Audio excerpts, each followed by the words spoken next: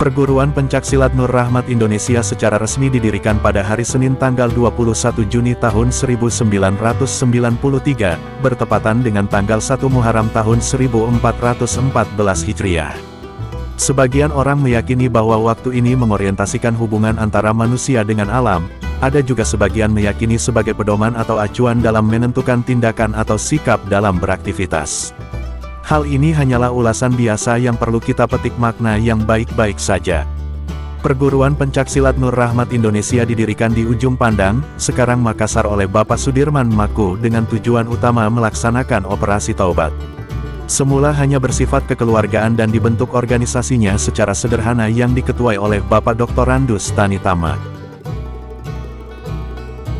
Seiring dengan perjalanan waktu selama 30 tahun terakhir, perguruan ini mengalami perkembangan yang semula hanya 4 cabang di 3 provinsi menjadi 17 cabang menjelang Muktamar ke-6 tahun 2016, dan sampai saat ini berjumlah 30 cabang pada 6 provinsi. Hari ini kita melaksanakan Muktamar ke-7, bertepatan dengan milad ke-30 dengan jumlah cabang mencapai 30, adalah merupakan kado terindah bagi Perguruan Pencaksilat Nur Rahmat Indonesia.